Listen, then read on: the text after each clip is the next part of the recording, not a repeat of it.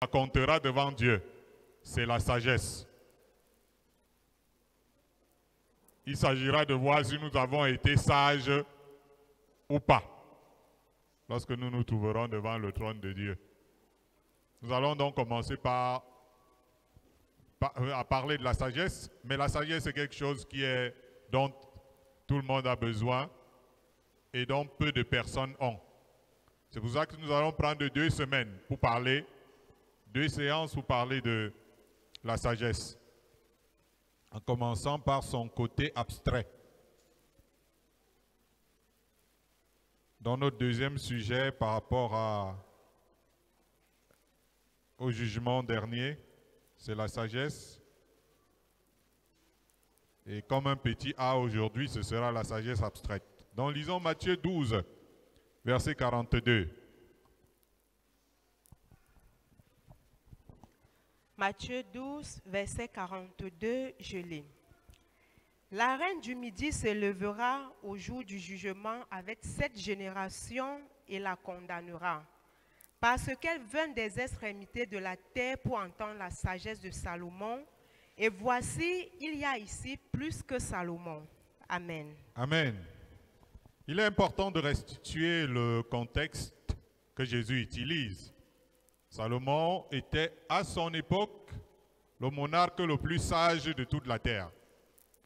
Jésus parle de la reine du Midi qui veut dire Sud ou Afrique et non la reine de l'Orient, Asie. Parce qu'il y a une confusion avec le Coran quelque part par rapport à ça. Mais ce qu'on oublie, c'est que Jésus a parlé de la reine du Midi. Et ceux qui comprennent le sens savent que le Midi, c'est le Sud. Et non l'Orient. D'ailleurs, le contexte biblique parlera de la reine de Séba. Quand on va dans 1 Roi chapitre 10. Et non la reine de Saba. Or, Séba, c'est un des fils de Couche. Autrement dit, Éthiopie. D'où le terme, elle vint des extrémités de la terre, ou on va dire autrement, à l'autre bout du monde. Ce qu'il avait fait partir de l'Afrique jusqu'en Israël, c'était pour entendre la sagesse de Salomon.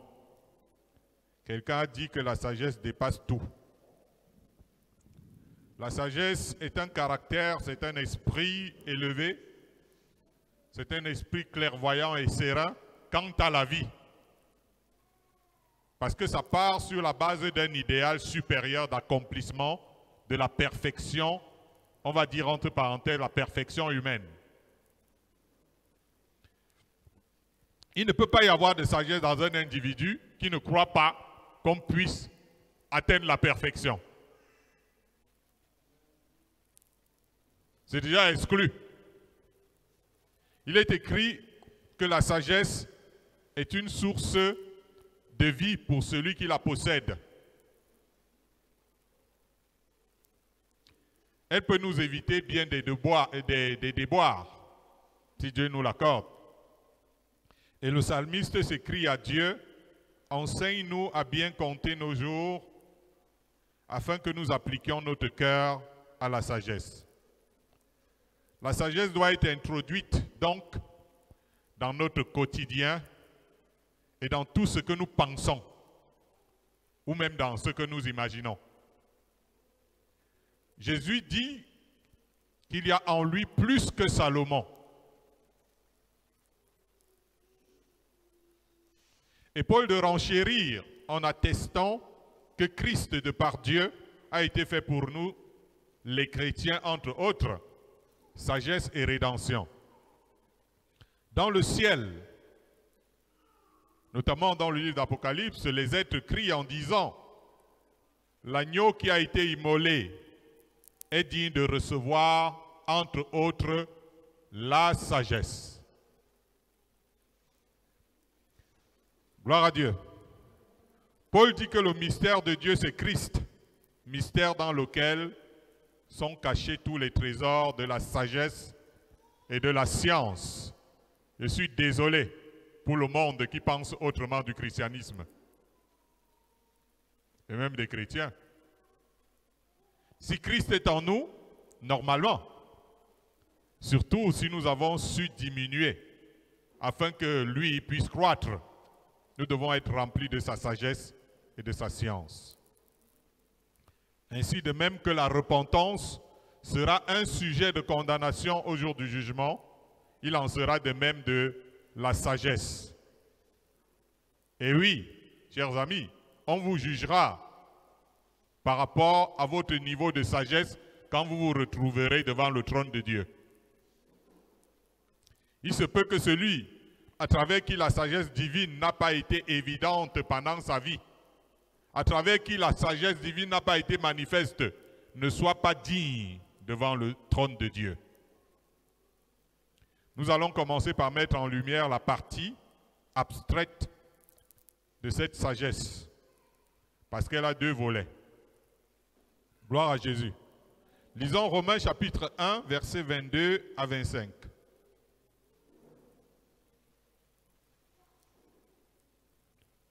Romains 1, 22 à 25.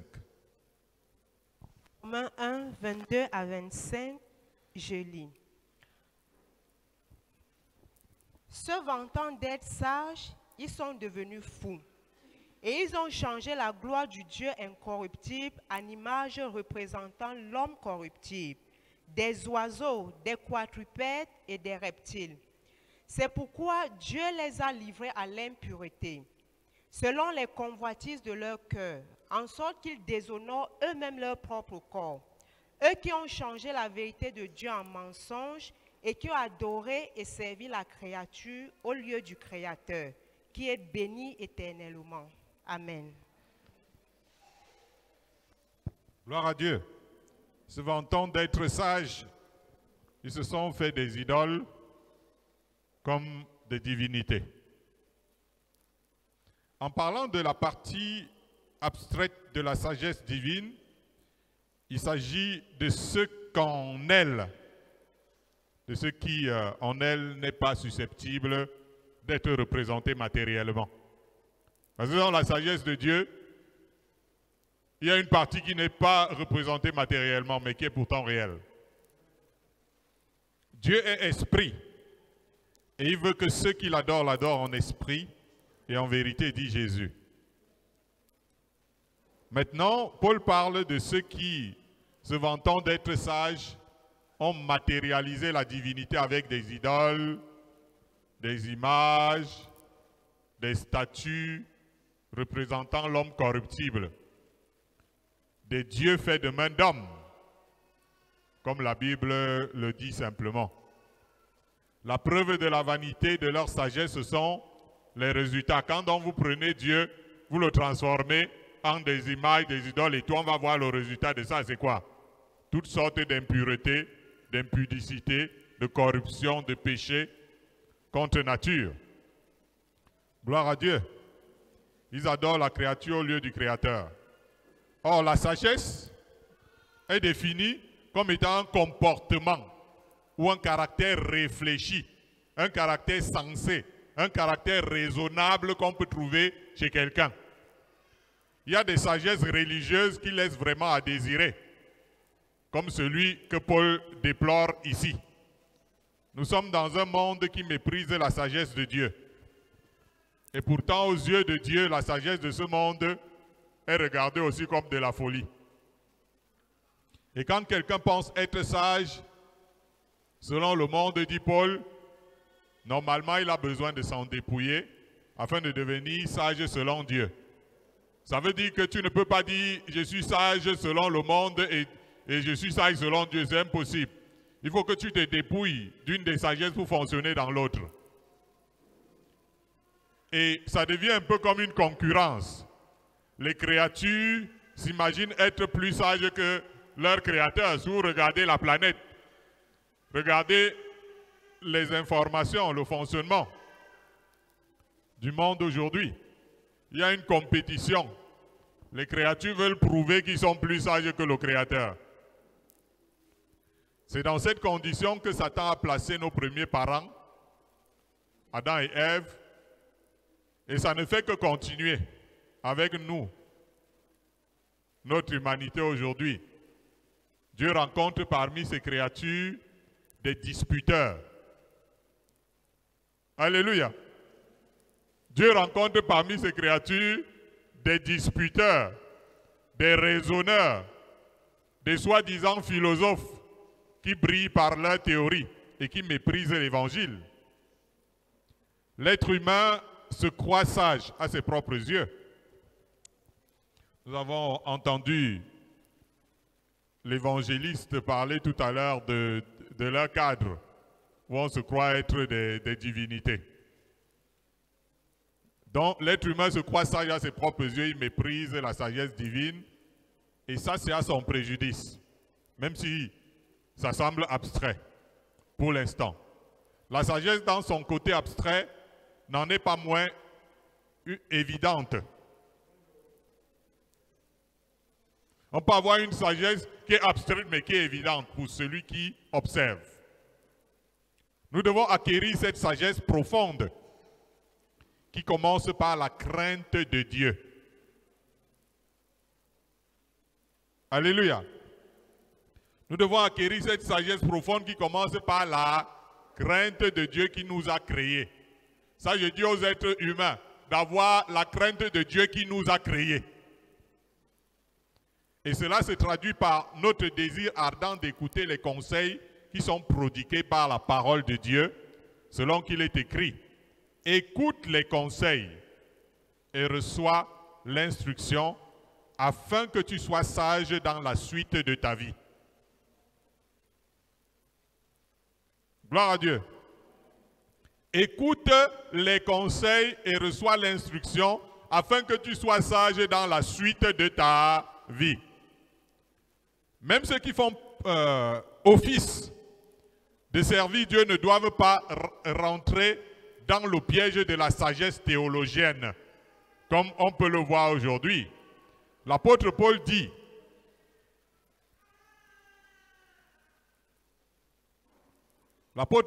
et nous en parlons, non avec des discours qu'enseigne la sagesse humaine, mais avec ce qu'enseigne l'Esprit, employant un langage spirituel pour les choses spirituelles.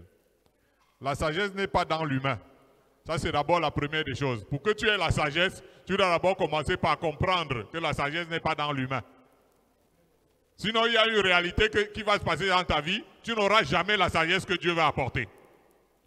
Parce que tu as cru que dans l'humain, il y a la sagesse. Je veux dire, quelque éloquent qu'il soit. Les gens dont vous admirez les théories là, qui construisent notre planète, il ne faut pas penser un seul instant qu'ils sont sages. La sagesse est dans l'Esprit de Dieu. Que l'œuvre que vous faites dans cette vie ne soit pas fondée sur la sagesse charnelle. Ainsi que Paul le déclare encore. Il dit, ce qui fait notre gloire, c'est ce témoignage de notre conscience, que nous nous sommes conduits dans le monde et surtout à votre égard, avec sainteté et pureté devant Dieu, non point avec une sagesse charnelle, mais avec la grâce de Dieu. La sagesse divine est plus profonde que la religion. Lorsque quelqu'un s'appuie sur la religion, waouh, pour le monde c'est normal, c'est de ça qu'il s'agit, mais non. La sagesse qui vient de la religion n'est pas la sagesse divine. Sinon, pourquoi il y a tant de religions qui se bousculent et qui se cognent entre eux? Serait-ce la sagesse divine? Zéro faute. La sagesse divine est plus profonde que la théologie. La sagesse divine est plus profonde que la philosophie. La sagesse divine, en fait, ça dit que c'est plus profond que l'humain et la chair. Gloire à Jésus. C'est comme ça que nous devions commencer avec la sagesse. Mais notamment aujourd'hui, la sagesse abstraite. Donc lisons 1 Corinthiens chapitre 1, versets 23 à 25. Et c'est très important que nous prêtions une attention particulière à ce point concernant la sagesse, parce qu'au dernier jour, on nous jugera par rapport à la sagesse. Gloire à Dieu. Il dit, au jour du jugement, Alors, lisons 1 Corinthiens chapitre 1, versets 23 à 27. 1 Corinthiens 1, 23, je lis.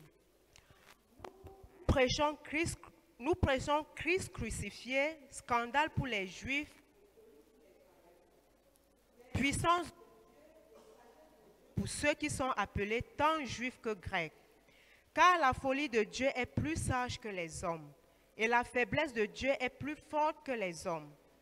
Considérez, frères, que parmi vous qui avez été appelés, il n'y a ni beaucoup de sages selon la chair, ni beaucoup de puissants, ni beaucoup de nobles. Mais Dieu a choisi les choses folles du monde pour confondre les sages. Dieu a choisi les choses faibles du monde pour confondre les fortes. Amen. Voilà le plaisir de Dieu, hein, c'est de venir quelque part, de voir les plus forts, et puis par lui prendre les plus faibles pour que demain il les confonde de ceux qui sont les plus forts, selon la chair. Ça, c'est comme ça que Dieu il bosse. Nous prêchons la folie de Dieu. Ça, c'est d'après les hommes. Quand les hommes nous entendent, c'est la folie. Parce que si Christ crucifié, que nous prêchons, était sagesse pour les hommes, ils adhéreraient en masse à ce que nous sommes en train de prêcher. Les Juifs représentent dans ce passage les religieux et les Grecs représentent les non-croyants. Quand Paul dit puissance et sagesse de Dieu pour ceux qui sont appelés tant Juifs que Grecs.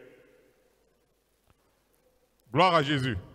Le message de la croix, qui est un message de dépouillement de soi, ça donne la paix à se dépouiller d'eux-mêmes là, pour suivre Christ. Ça ne passe ni chez les religieux de nos jours, ni chez les incrédules. C'est de la folie pour tous. Donc ce que Paul est en train de dire, c'est une réalité que nous pouvons expérimenter. Et pourtant, pour nous qui en avons fait l'expérience, pour nous qui avons embrassé ce message, c'est plus sage et plus fort que les hommes. Si vous vous croyez trop sage, trop fort, trop riche, trop noble, vous prenez le risque de passer à côté de la vraie sagesse. Et vous serez au final confondu par Dieu. L'apôtre Paul dit, c'est une sagesse que nous prêchons parmi les parfaits. Ça c'est dans 1 Corinthiens 2. Sagesse qui n'est pas de ce siècle, ni des chefs de ce siècle qui vont être anéantis. Nous prêchons la sagesse de Dieu, mystérieuse et cachée, que Dieu avant les siècles avait destinée pour notre gloire. Sagesse qu'aucun des chefs de ce siècle n'a connue, car s'ils l'eussent connue, ils n'auraient pas crucifié le Seigneur de gloire. Alléluia. Ça nous ramène toujours à cette affaire de crainte de Dieu, qui est le commencement de la sagesse pour tout être humain. Ceux qui observent cette crainte de l'Éternel ont une raison saine. Parce que cette crainte enseigne la prudence. Alléluia. Pharaon, l'homme le plus puissant de la terre à son époque, a dit, qui est l'Éternel pour que je lui obéisse. Quand Moïse vient lui parler, lui il est l'homme le plus puissant de la terre, qui est l'Éternel pour que je lui obéisse. Beaucoup de grands dans notre monde, dans notre pays, parlent le même langage. Ils n'ont pas pris l'exemple de Pharaon, qui a fini noyé dans la mer avec toute son armée. Comment la créature en arrive-t-elle à ne plus écouter celui qui l'a créé? Ne devons-nous pas avoir ce caractère calme et bien élevé devant notre Père en tant que ses enfants? Quand on entend parler de Dieu, tout de suite, on doit être calme. On doit se montrer bien élevé et non parler n'importe comment, comme Pharaon, quand il s'agit de Dieu. Ces instructions vont créer en vous le sentiment juste des choses. Nous sommes dans un monde où les hommes deviennent de plus en plus ingénieux au mal. Alléluia. Les hommes deviennent de plus en plus ingénieux au mal. Vous allez dans un supermarché que tout Yaoundé est en train d'aller, vous voyez comment on fabrique les trucs. Les trucs qui peuvent faire 2 jours, 3, 4. L'eau ne doit pas toucher. Ingénieux au mal.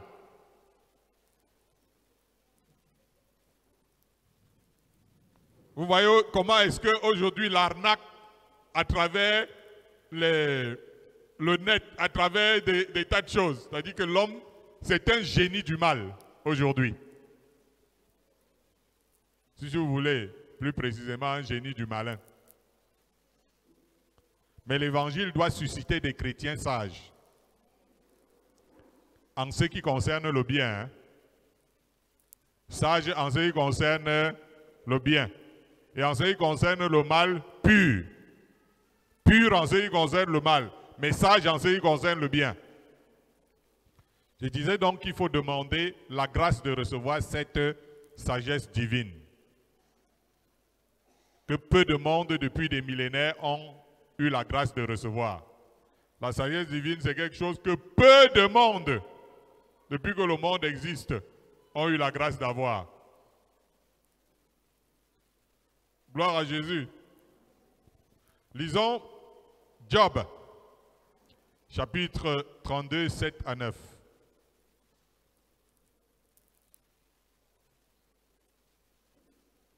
Job 32, 7 à 9.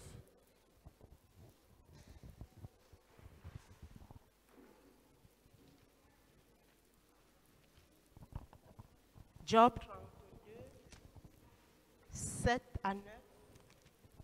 Il est écrit: Je disais à moi-même, les jours parleront. Le grand nombre des années enseignera la sagesse. Mais en réalité, dans l'homme, c'est l'esprit. Le souffle du Tout-Puissant qui donne l'intelligence. Ce n'est pas l'âge qui procure la sagesse, ce n'est pas la vieillesse qui rend capable de juger. Amen. Amen. Elihu, c'est le jeune ami de Job. Il y en avait 4. 3 ont beaucoup parlé. Et le plus jeune, il n'a fait qu'écouter. Donc ce jeune ami de Job, le religieux intègre. Job, c'était un religieux intègre. Il avait écouté durant 30 chapitres, ainsi que ses vieux amis. Mais il n'avait trouvé ni chez Job, ni chez ses bons amis religieux comme lui, la sagesse. Ils étaient éloquents, parce que quand on lit, waouh, quelle philosophie de la vie. Ils avaient même beaucoup de connaissances, comme nous pouvons le constater sur les 31 premiers chapitres. Mais point de sagesse dans tous ces discours. Et pourtant, il y avait eu de la sagesse religieuse dans leurs discours. Il y avait eu de la sagesse théologienne dans leurs discours. Il y avait eu de la sagesse philosophique dans leurs discours. Il y avait eu de la sagesse humaine et charnelle dans tous leurs discours. C'était des gens très expérimentés même dans la sagesse de ce monde. Quand vous allez lire les 31 premiers chapitres. Mais Elihu, qui était lui jeune et non vieux comme eux tous, ne trouva pas la sagesse divine en eux. Il s'est rendu compte que la longévité, les cheveux blancs, l'expérience ne sont pas synonymes de sagesse. En réalité, dans l'homme, dit-il, c'est le Saint-Esprit qui donne l'intelligence. Ce n'est pas la vieillesse qui rend capable du bon jugement. Dans cet ordre d'idées, je suis là avant toi. Je suis arrivé avant toi. Je suis né avant toi. Ne compte que pour le confort humain. Évidemment, c'est important de respecter les cheveux blancs dans la bonne éducation. C'est ce que l'Esprit de Dieu communique à tout un chacun qui importe. Proverbe dit que l'Éternel donne la sagesse. Gloire à Dieu. Est-ce que quelqu'un a entendu? Que l'Éternel, de sa bouche sorte la connaissance et l'intelligence. La sagesse est aussi définie littéralement comme étant des connaissances inspirées des choses divines et humaines. Encore, faut-il écouter ce qui sort de la bouche de Dieu? C'est ça alors le problème. Ce n'est pas pour rien qu'il est recommandé à toutes les églises de l'Apocalypse, dont la nôtre aussi, que celui qui a les oreilles entende ce que l'Esprit dit. Paul dit que la rédemption et la rémission des péchés que Dieu a répandus sur nous, c'est par toutes sortes de sagesse et d'intelligence. Nous avons l'habitude de chanter que Dieu est omniscient. N'est-ce pas? Que Dieu est comment? Alors, quand on regarde l'Église et les enfants de Dieu d'aujourd'hui, on a l'impression que là, Dieu est tout juste un Dieu tout puissant, mais pas omniscient.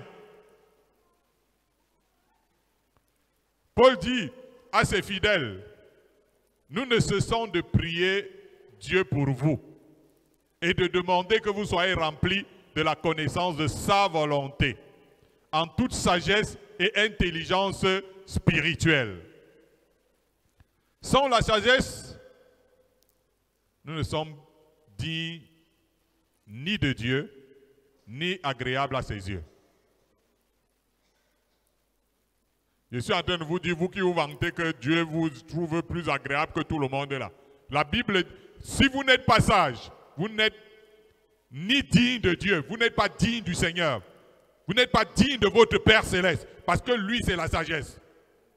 Et vous n'êtes pas sage, vous vantez, oui, c'est moi que Dieu peut... Non, vous racontez des histoires dormies debout.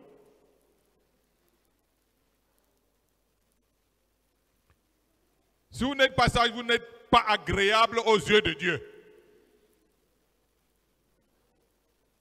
Mais il y a quand même toujours cette ouverture, ce bras tendu de Dieu. D'après Jacques, il dit que si quelqu'un manque de sagesse, qu'il la demande à Dieu. Mais qui demande la sagesse à Dieu puisque nous sommes des sages. Mais pour recevoir la sagesse, il faut s'efforcer aussi d'écouter Dieu.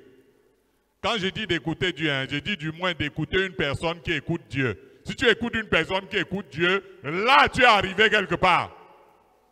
Parce que tout le monde dit, Dieu doit me parler. Si Dieu ne te parle pas, et que tu écoutes une personne qui écoute Dieu, alors tu vas recevoir la sagesse. Parce que c'est exactement la même chose. C'est-à-dire d'écouter Dieu directement ou d'écouter quelqu'un qui entend Dieu et qui te communique. Tu es en train d'écouter la même chose.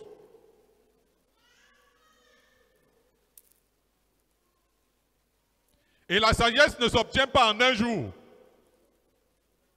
C'est une école de toute la vie. Nous devons apprendre à grandir à l'image de l'enfant Jésus. On dit qu'il grandissait pas seulement en stature, mais aussi en sagesse. Vous voyez, l'Église est grandie souvent en nombre, en tout ce que vous voulez, mais quand on regarde le côté sagesse, ce n'est pas trop ça. Chaque avancement dans notre vie doit être une évidence de la sagesse divine à travers nous. Je suis en train de te dire que chaque pas que tu fais dans la vie doit être une évidence de la sagesse divine à travers toi. Chaque avancement que tu fais dans la vie doit être une manifestation de la sagesse divine à travers toi. Hein? Tu deviens de plus en plus fou, non? Au nom de Jésus. Fou de Jésus. Fou de Jésus. Et quand tu observes attentivement, tu vois effectivement, oui, c'est vrai. C'est les fous.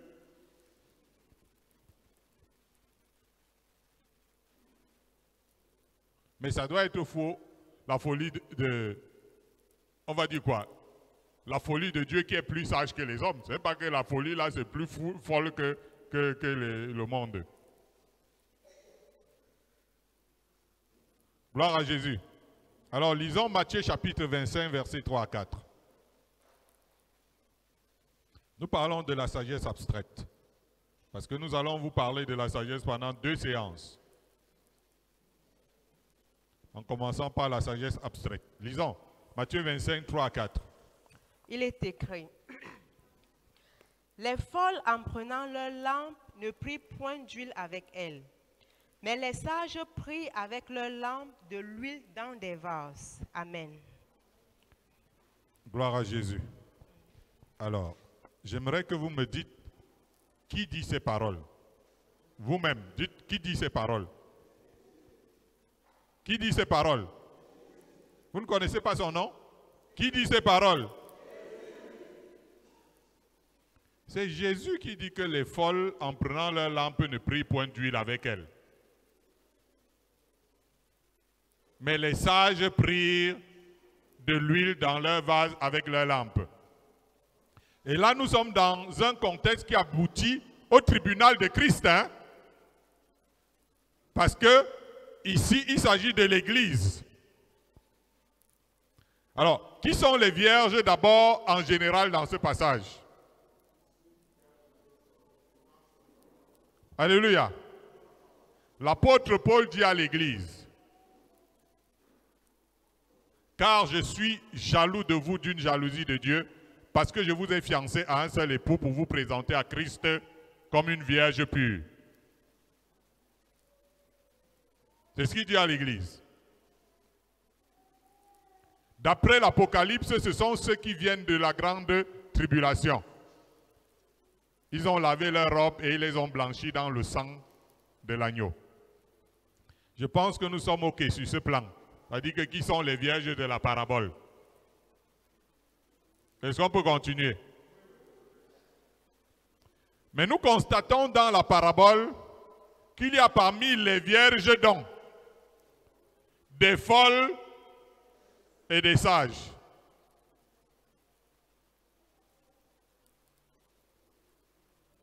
Ça veut dire que quand le Seigneur regarde ces enfants qui se sont mis à part pour lui,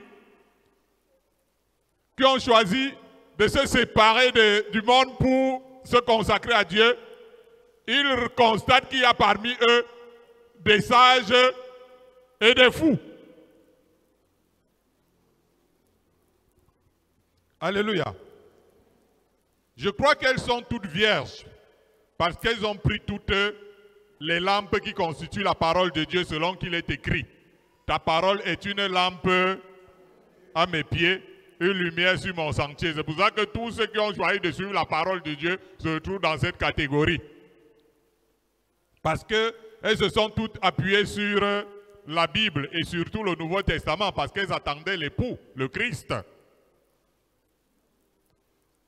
Les folles, en s'appuyant sur les Écritures, ont oublié d'y associer l'huile. Quelqu'un d'autre dira l'onction. Alors que les sages ont associé l'huile. Quelqu'un d'autre dira l'onction. Dans l'Ancien Testament, le terme huile d'onction est prononcé quelques fois. Mais dans le Nouveau Testament, le terme onction n'est prononcé que 3 fois dans 2 versets de la première épître de Jean. Alléluia. Et vous allez voir que ça ne ressemble pas au terme onction, à ce que nous appelons onction chez les pentecôtistes. 1 Jean 2, verset 20. Pour vous, vous avez reçu l'onction de la part de celui qui est saint. Pour résultat, donc, vous avez tous de la connaissance. Au verset 27. Pour vous, l'onction que vous avez reçue de lui demeure en vous et vous n'avez pas besoin qu'on vous enseigne. Mais comme son onction vous enseigne toutes choses et qu'elle est véritable et qu'elle n'est point un mensonge, demeurez en lui selon les enseignements que son onction vous a donnés. Chaque fois qu'on parle de l'onction dans le Nouveau Testament, ça ne ressemble pas à l'onction qu'on jette partout là.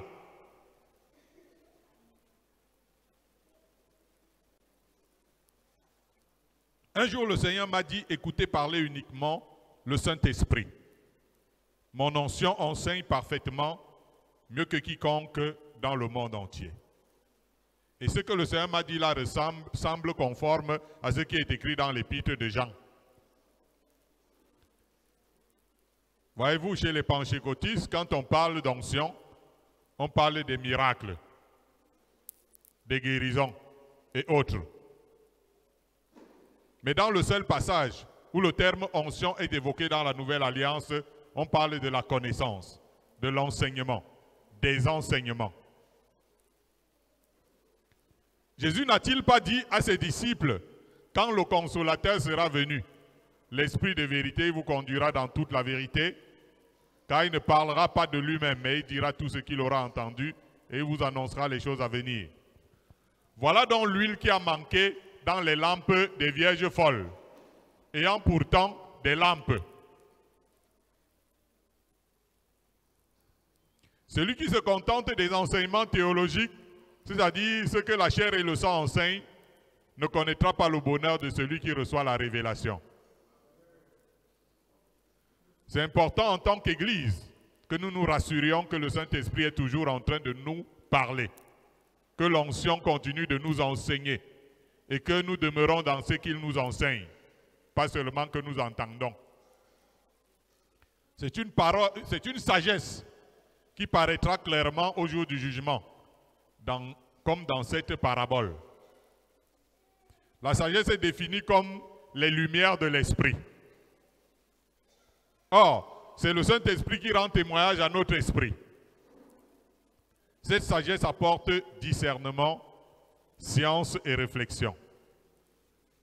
Cette sagesse démontrera toujours au final l'intelligence de la voie que nous avons suivie. Parce que chacun peut suivre sa voie, hein? Vous voyez? Hein? Chacun peut suivre sa voie très clairement. Amen. Chacun peut suivre très clairement sa voie. Mais, ce que nous sommes en train de dire, c'est que la sagesse qui est communiquée par l'onction ou la sagesse que chacun choisit d'avoir va démontrer au final l'intelligence que chacun aura eue de la voie qu'il a suivie. Le Saint-Esprit veut nous communiquer ainsi une sagesse incollable. Je ne sais pas si vous comprenez. Le Saint-Esprit a envie de nous donner une sagesse incollable. C'est pour ça que Jésus disait, je vous donnerai une sagesse à laquelle vos adversaires ne sauront ni résister ni contredire. Ça veut dire que c'est une sagesse incollable. Ce n'est pas une sagesse que toi-même tu prends souvent quand tu vois ta propre sagesse. Si tu te retrouves devant un interrogatoire par rapport à tes propres voix, tes sagesses, tu vas commencer à balbutier. Il s'agit de la sagesse inspirée. En les ministres de Dieu doit habiter cette sagesse. Même en les fidèles chrétiens qui entendent les serviteurs qui ont le témoignage du Saint-Esprit. L'apôtre Paul dit, « Je ne cesse de rendre grâce pour vous, faisant mention de vous dans mes prières, afin que le Dieu de notre Seigneur Jésus-Christ, le Père de gloire, vous donne un esprit de sagesse et de révélation dans sa connaissance. » Il est important de savoir que la sagesse de Dieu, ce n'est pas une sagesse qui est bloquée dans un couloir. Oui, c'est-à-dire que Dieu, quand on parle de sa part de sagesse, c'est dans un couloir précis. Lui ne voit rien ailleurs. Voilà comment vous et beaucoup de personnes voient la sagesse de Dieu. Et la sagesse de Dieu, c'est une sagesse qui est bloquée dans un couloir. Elle ne gère pas les autres situations parce qu'elle ne s'en sort pas ailleurs. C'est parce que vous n'avez pas lu les Écritures clairement. Dans le livre d'Éphésiens chapitre 3, on parle de la sagesse infiniment variée de Dieu. Et la sagesse infiniment variée de Dieu, c'est à travers l'Église, à travers les chrétiens qu'il veut la manifester.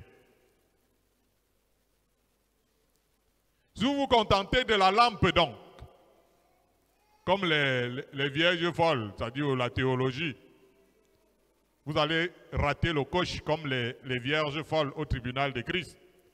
Elles ont oublié qu'il y avait l'onction, qui communiquait quelque chose de plus grand encore que la simple lettre. Que Dieu vous bénisse. Est-ce que nous sommes ensemble? Nous parlons là de la sagesse abstraite. Une sagesse qui pourrait ne pas être saisie par celui-là qui n'a pas l'Esprit de Dieu. Lisons Jacques chapitre 3, verset 17. Jacques chapitre 3, verset 17.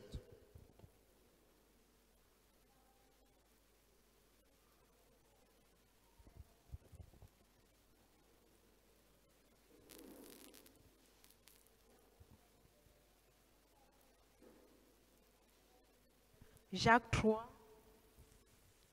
17. Jacques 3, verset 17, il est écrit: La sagesse d'en haut est premièrement pure, ensuite pacifique, modérée, conciliante, pleine de miséricorde et de bons fruits, exempte de duplicité, d'hypocrisie. Amen. Gloire à Dieu. Ici, quand même, sont des signes que chacun peut voir s'il est dedans. Si Dieu m'a donné la sagesse. Parce que la sagesse, c'est-à-dire, je ne parle pas de moi, je parle de chacun peut confesser le génome. Si Dieu m'a donné la sagesse, ça veut dire que toi. La sagesse d'en haut est premièrement, il doit se voir après. Pur. C'est le cas. Pacifique. C'est de ça qu'il s'agit. Modéré. Conciliante. Tu es sage, non? Pleine de miséricorde. Et bien entendu des fruits. Sans duplicité, sans hypocrisie. Jacques parle de la sagesse d'en haut. C'est-à-dire, pas une sagesse qu'on a appris quelque part. Celle qui est inspirée de Dieu. Qui est la communication de l'esprit. Que Paul soit à tous. Elle est premièrement pure. Ensuite pacifique, modérée, etc. Ce n'est pas ça qui nous intéresse, les mots, les différents adjectifs. C'est pour que nous puissions comprendre déjà quelque part que la chair ne peut pas produire ces choses. Nous venons de citer certaines petites choses là qu'avec toute ta sagesse et tout ton bagage intellectuel, tu ne peux pas avoir. Vrai ou faux? Est-ce le plus gros diplômé, le plus grand diplômé qui devient pur, qui devient pacifique, modéré, conciliant, hein, plein de miséricorde, etc. Hein? Donc c'est le plus, c'est celui qui est allé à la Sorbonne qui a ça. La chair ne peut pas produire ces choses. Vous avez beau vouloir, même quand vous êtes un chrétien qui ne veut pas être conduit par le Saint-Esprit, mais votre nature revient au galop.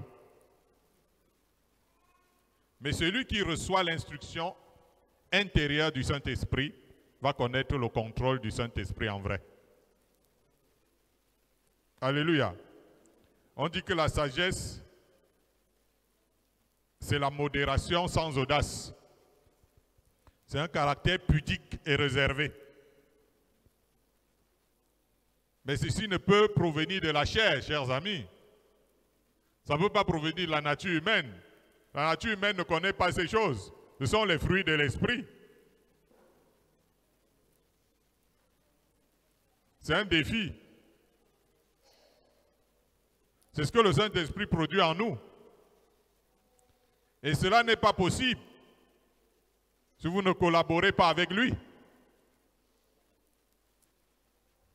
Alléluia. Sinon, même si vous devenez un ministre de Dieu, vous serez un ministre de Dieu qui aime les problèmes. Je parle à nos théologiens qui n'ont pas été travaillés par le Saint-Esprit, en qui le Saint-Esprit n'a pas communiqué ces choses, et qui sont devenus ministres de Dieu, mais un ministre de Dieu qui aime les problèmes. Un ministre de Dieu qui n'a pas de retenue. Un ministre de Dieu qui incite les divisions. Vous allez devenir un ministre de Dieu, mais qui ne pardonne pas facilement. Vous allez devenir un ministre de Dieu qui porte les mauvais fruits. Vous allez devenir un ministre de Dieu qui est dans le faux. Un ministre de Dieu qui est hypocrite. Il y a des choses que le diplôme ne vous donnera pas. Je parle du diplôme théologique. Vous pouvez évoluer dans l'église et la société, mais pas dans la sagesse de Dieu. Alléluia. Parce que quelqu'un peut penser que parce qu'il a évolué dans le monde, dans la société, ça veut dire qu'il a la sagesse de Dieu. Jamais de la vie. La preuve que vous avez la sagesse de Dieu dans votre évolution, c'est ce que nous avons dit là. Ce que vous êtes humainement ne confère point de sagesse.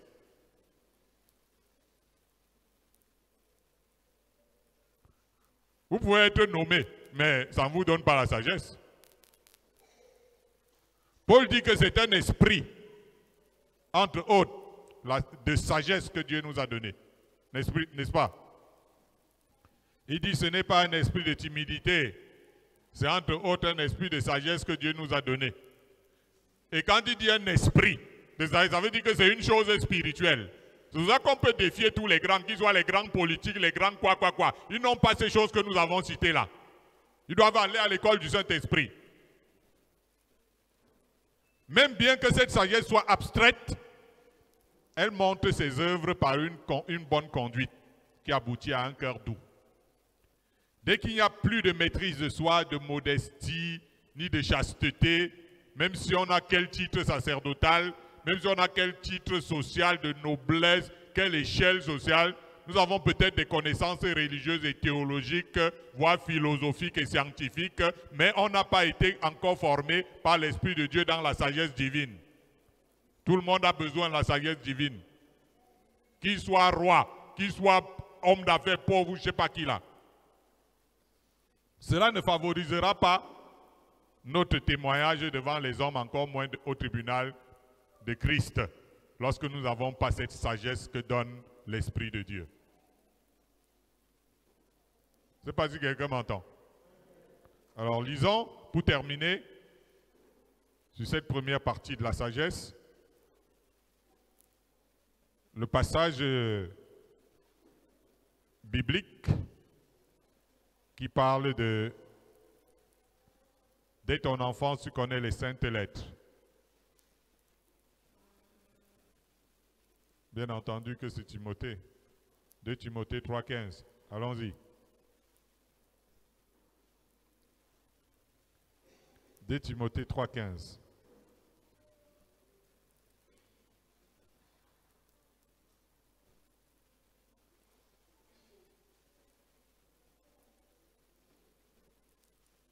Timothée 3, verset 15, je lis. De ton enfance, tu connais les saintes lettres qui peuvent te rendre sage à salut par la foi en Jésus-Christ. Amen. Amen. De ton enfance, tu connais les saintes lettres qui peuvent te rendre sage à salut par la foi en Jésus-Christ. S'il arrive à quelqu'un d'avoir la connaissance des Saintes Écritures et qu'il ait encore la vie devant lui, c'est normalement une aubaine. Je viens de parler à qui? Que dans ce monde, tu as encore la vie devant toi, tu es encore jeune comme on dit, et tu te retrouves avec la connaissance des Écritures, avec la vie encore devant toi, c'est normalement une aubaine pour toi. Il est important de noter qu'il est question d'une sagesse à salut. La vraie sagesse sauve l'âme humaine de bien des choses. Chercher premièrement le royaume et la justice de Dieu avant le reste de nos besoins terrestres, c'est la sagesse qui est plus que Salomon. Fais comprendre ça même à un frère, c'est dur. Non, j'ai des business. Est-ce que vous savez que Salomon lui-même, il a déclaré, je cite, pour le sage, le sentier de la vie mène en haut, afin qu'il se détourne du séjour des morts qui est en bas. Là-dessus, les deux s'accordent. Et Proverbe dit encore, le fruit du juste est un arbre de vie, et le sage s'empare des âmes. Gloire à Dieu. Imaginez que tout le monde a loué votre sagesse sur la terre. Il était sage, hein? Oh, c'était une personne sage, hein? Et vous vous retrouvez en enfer. En quoi avez-vous vraiment été sage, mes chers amis? On parle de beaucoup de personnes comme ça. Oh, vraiment, il était sage. Le gars, vraiment, il se retrouve en enfer pendant qu'on est en train de faire la messe. En quoi cette personne a été sage? Toute la sagesse que tu as montée là, c'est toi le sage. et tu te retrouves en enfer. Tu as été sage en quoi?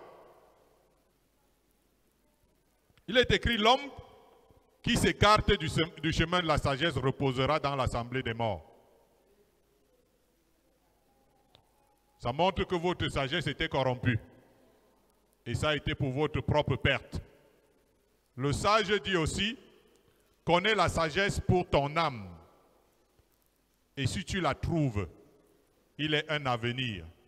Et ton espérance ne sera pas anéantie. La sagesse, ce n'est pas pour être comblée tout de suite. Il y en a qui sont pressés dans la vie là. Ça veut dire qu'il faut que le gars, tout de suite, il devienne quelque chose. La sagesse, c'est pour payer le prix qui t'amène à devenir quelque chose demain.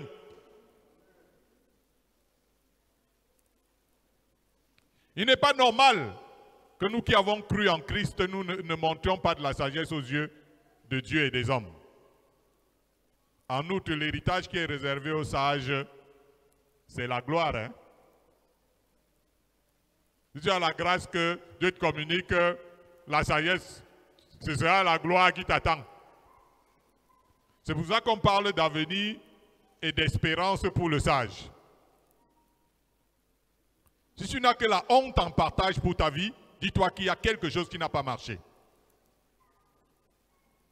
L'Ecclésiaste dit que le cœur du sage connaît le temps. Le cœur du sage connaît le jugement. Non seulement il faut apprendre à valoriser chaque jour pour être plus sage. Ce n'est pas pour se pavaner dans les réseaux sociaux. Mais c'est pour utiliser chaque jour pour être plus sage. Mais aussi savoir que tout ce que nous sommes en train de faire nous mènera en jugement. Quand quelqu'un sait que tout ce qu'il est en train de faire le mènera en jugement, il se met à savoir regarder chaque chose. Parce qu'il y a trop d'échauffement dans les églises. Trop de fanatisme dans les églises et autres. Et pourtant, la formation de l'homme, de l'être humain pour aboutir à l'idéal de Dieu, c'est ce à quoi nous avons été appelés en tant qu'Église. Et non pour des échauffements inutiles. L'apôtre Paul, vous savez ce qu'il dit? Il dit, c'est lui que nous annonçons, Christ, exhortant tout homme et instruisant tout homme en toute sagesse, afin de présenter à Dieu tout homme devenu parfait en Christ. Vous comprenez l'évangile? Avec l'agitation? Ceci ne rejoint-il pas la définition la plus plausible de la sagesse, à savoir un caractère et un esprit élevé, clairvoyant et serein quant à la vie, qui représente un idéal supérieur d'accomplissement de la perfection humaine? Dieu nous établit dans le ministère pour le perfectionnement des saints, chère Église. Oh, nul n'est parfait, les gens s'habituent à leur médiocrité à gauche, à droite. Alors que c'est écrit, Dieu a établi, donné aux apôtres, prophètes, machin, pour le perfectionnement des saints. L'Église raconte quoi exactement?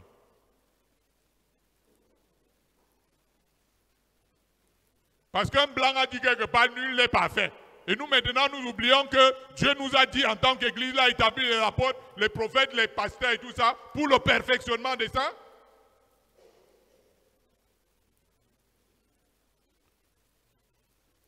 Dieu nous établit dans le ministère pour le perfectionnement des saints et non pour le folklore. Faisons preuve de réflexion. Faisons preuve de bon sens en tant que chrétiens. Faisons preuve de discernement par le Saint-Esprit.